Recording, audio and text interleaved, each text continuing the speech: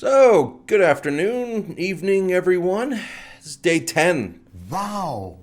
We actually, so far, it's really unfortunate that I have to tell everyone that in my horrible, horrible habits over the years, hitting day 10 is unfortunately a feat in itself because it kind of feels like for the past year, I haven't gone much longer than 10 days without having at least a drink.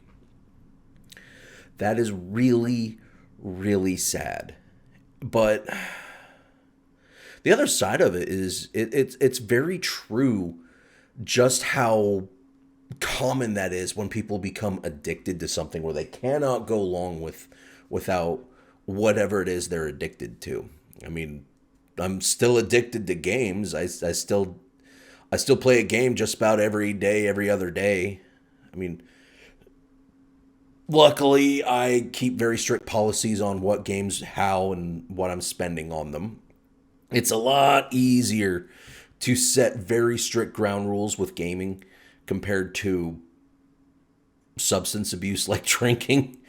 But yeah, it's really unfortunate. That's a feat in itself. But I'd like to get to day 30 without a single hiccup. I really might still the end goal is going to be the full 365, and what it I want to stick with saying once I do, and rather than if I do. Once I hit the 365, we decide from there if I'm going to do anything ever involving alcohol or if it's just I'm done with it. Because the really cool thing I can say is I did also have nicotine addiction. Did is a very important thing to add in there. I haven't had nicotine in over a year. I quit vaping because I started vaping in 2012. I want to say it was either 2012 or very early 2014. I quit cigarettes with using e-cigs, and I had a strict regimen on how I did that. And believe it or not, I have nothing negative to say about vaping overall. Yeah, I eventually was like, okay, I need to stop this too because vaping is getting way too freaking expensive. You can blame the FDA in the United States for that one. I really, I will have a long talk about that one, but I did use vaping to give up cigarettes, and that went really well. My lungs felt better, but not good enough since I was born an asthmatic, so I do have asthma. So I also needed to eventually quit vaping. The problem was I liked it. I still kind of like the idea with it, but I'm good with just not having that in my system anymore. I can definitely tell you that having quit smoking and vaping, when I get a really bad cold, I'm talking the ones where it just hits your lungs and you might get pneumonia, I recover a lot faster even without vaping.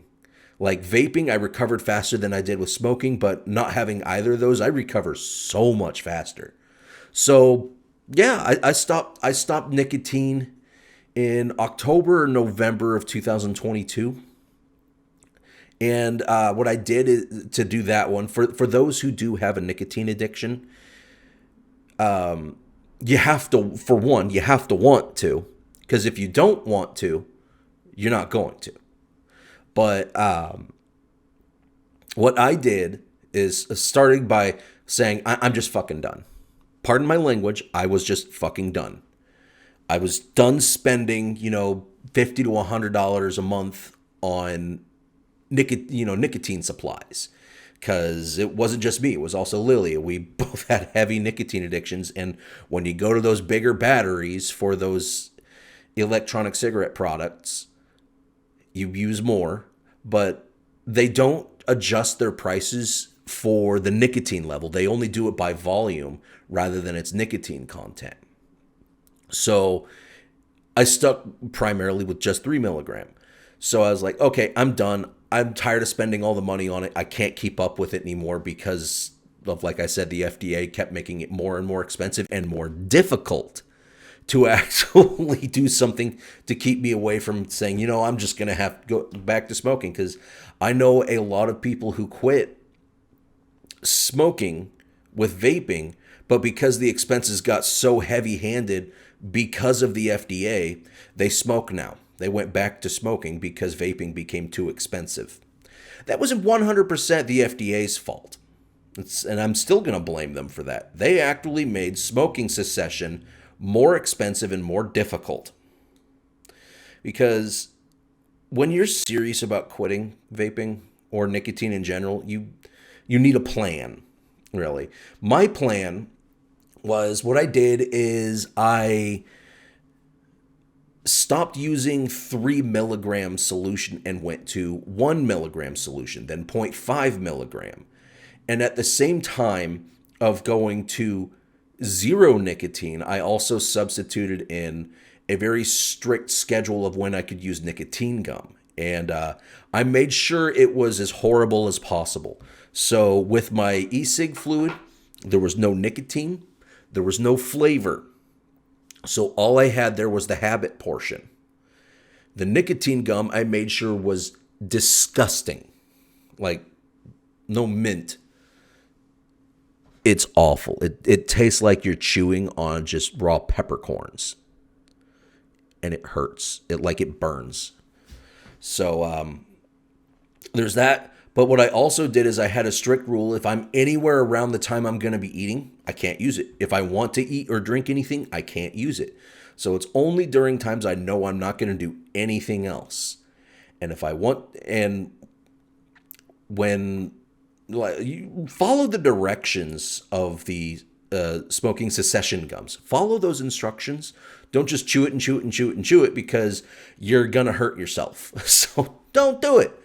That polymer, the more you chew it, the more it releases the nicotine, the drug. And I eventually was like, this sucks. And it took, when I got to the gum portion without even the vaping, the 0 flavor, 0 nic vaping, and it was just the gum, it was a little miserable. But it took, to go from there to not using the gum at all, once I hit that stage, it took 2 weeks. So I started this plan mid-October 2022, and by early mid-November, I had no nicotine gum going through my system whatsoever. So that meant November of last year, being 2023, marked a full year of no nicotine, no vape, no, vaping of any kind going into my lungs, no nicotine gums, nothing. So I'm completely done with it. I will say, because I had been vaping for about 10 plus years, believe me, it has been around that long. It's actually been around quite a while in the base V2 form. But the habit portion is, I'd argue, the hardest part to give up when it comes to any form of addiction, is habit and availability. Because the chemical may be out of my system now. Completely. It is. It's been out of my system for a year. But the habit portion, and I have it here somewhere, because luckily I had it available when hers broke. Aha!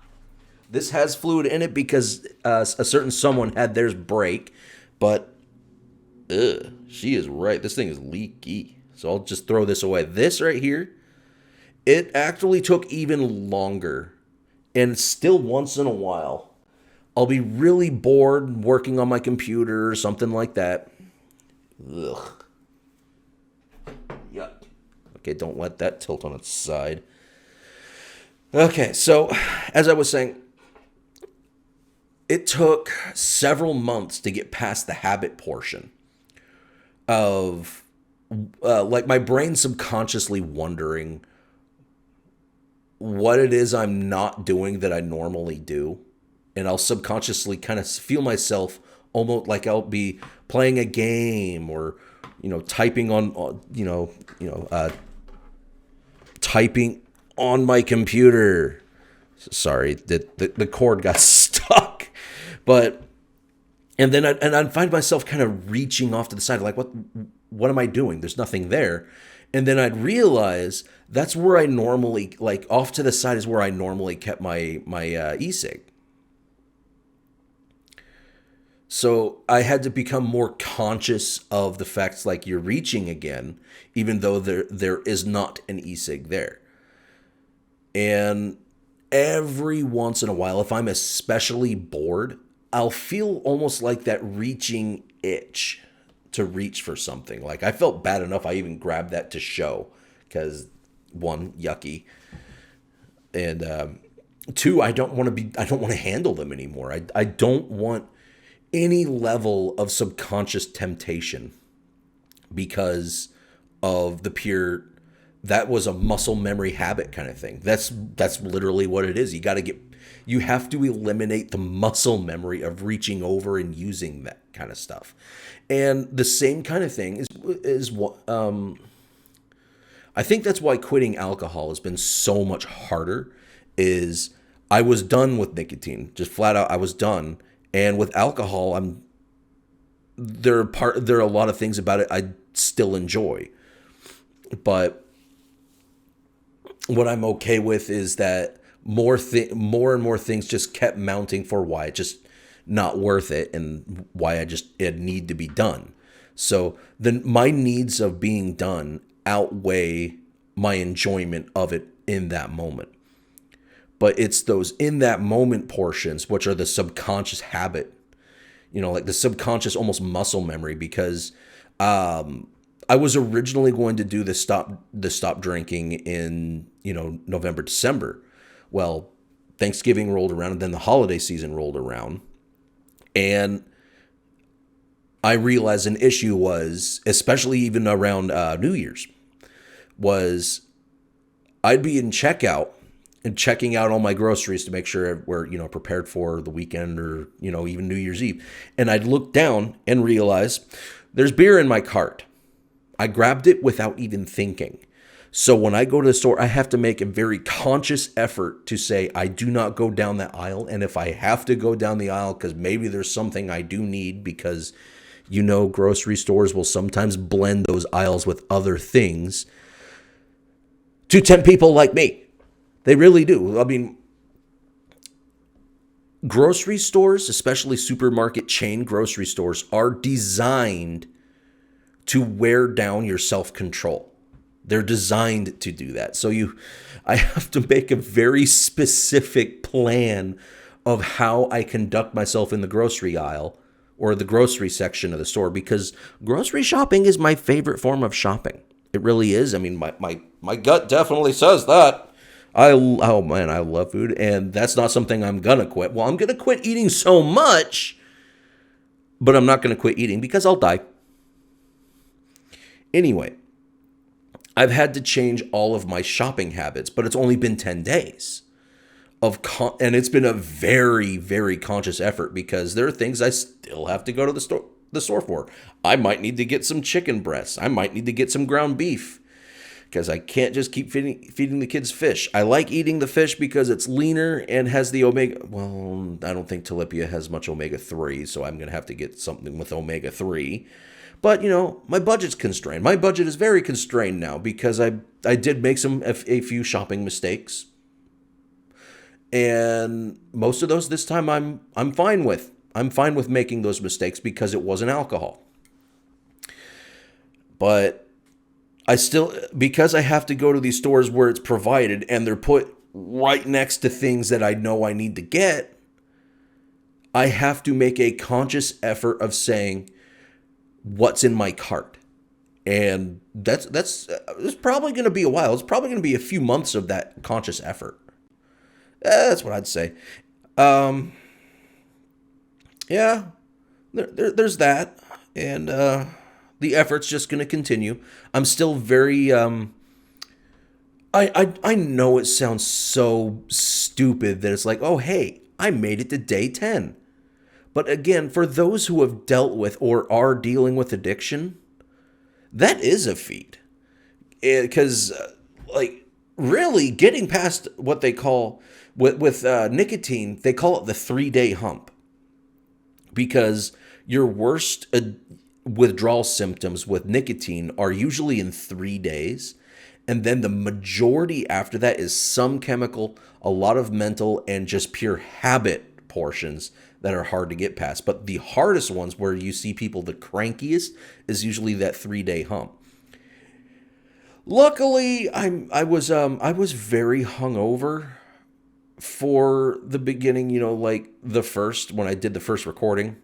I was very hungover that day, and that did help because there was no way I was going to be able to go out to the store and just, keep a buzz going. So that helped. But, what I'm doing now, making a conscious effort and talking to you about it, is also helping. But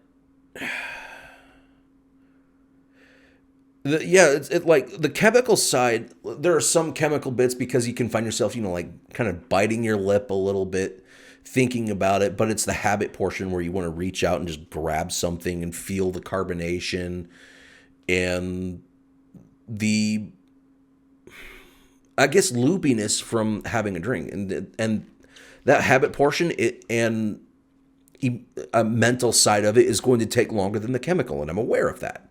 Hence, I've still have some carbonated tea. That stuff's delicious. In fact, I still say you got to try it. Though, you technically should not do it with the soda stream, and I can tell you that the pressure buildup is immense when you do it. I did see on Amazon there is another kind of carbonator that specifically says you can do it with juices and tea rather than just pure water. I might invest in that and tell everyone how that one goes over with carbonating tea, because carbonated tea really does taste like a luxury thing people need to be having more of. It is good.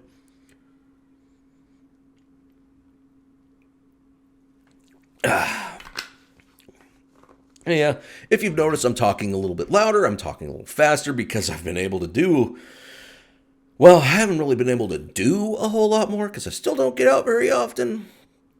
I'm just here by myself right now. Lily is with her mom, just, relaxing, having a good time. But I checked on her. She's doing fine. They'll be coming home here in just a short bit. In fact, I'll check because it's almost 4 p.m. my time. But outside of that, it's still going to be the same efforts. I'm going to find out what I'm going to make for dinner tonight. And, of course, I'll be saying this. I got to figure out what noise we're going to use in post. But the sound will have already been heard by the time I'm saying this to you now. You got to love the third wall. Yeah, third walls. I actually find breaking the third wall can be funnier than the fourth wall. That is true. Think about that one. Which do they call it? The continuity wall? Yeah, I don't know the full phrase. I just know breaking the fourth wall, but I know breaking the third wall to me is funnier. Because there are layers of these things. And, well, breaking the fourth wall is just too cliche. It's overdone. Break the third wall. Go a step lower. Anyway, this is Terraquator on your day 10. Happy hump day, everyone. Guess what day it is? Yeah, just ham it up with anyone you want this evening. And yeah, I'll just see everyone tomorrow. I don't have anything else to say. I've said my piece. So peace out, everyone.